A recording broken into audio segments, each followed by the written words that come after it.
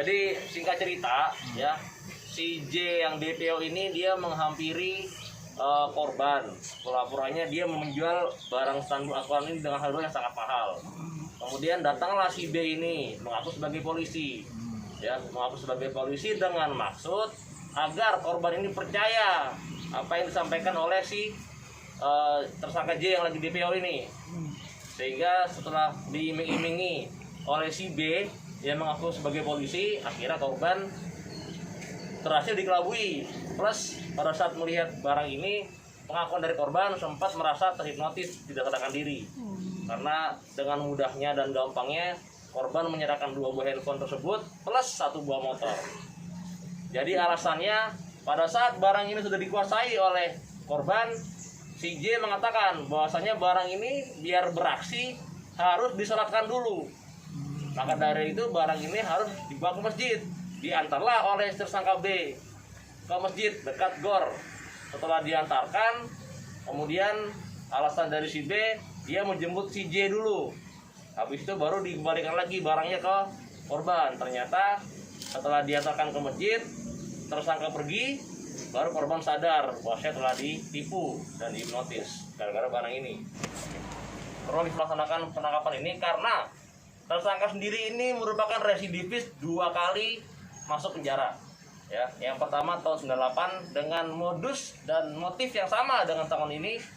Kemudian yang kedua 2018 tersangka juga pernah masuk penjara karena pidana narkotika. Ya, jadi mungkin dari tersangka sendiri sudah cukup pengalaman sehingga setelah melaksanakan aksinya tersangka kabur.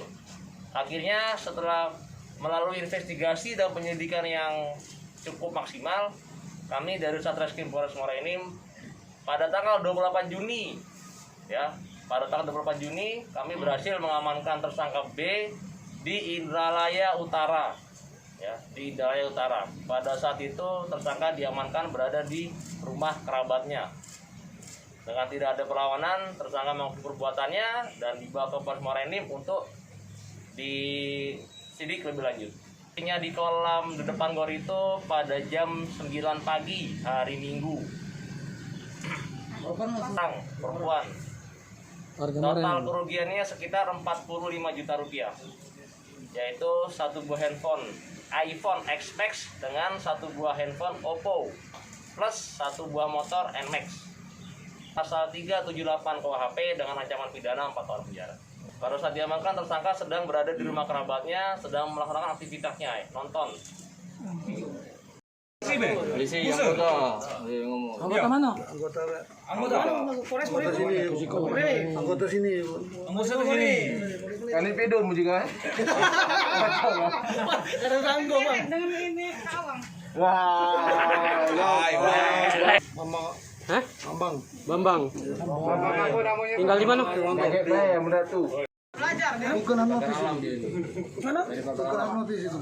Jadi peran kamu di aksi ini apa? Karena jual beli, aku belinya mahal itu pengaruh itu, Pak. Tapi jika korban kan dia tidak berdaya, lupul dari itu dari kamu. Mungkin alasan korban, Pak. Hah? Mungkin alasan korban, Pak. Kawan yang berdua kamu? Iya. Siapa kawan kau? Joko. Joko. Sekarang? Sebutkan namanya. Yang ada ilmu dia? Yang ada ilmu di CJ itu.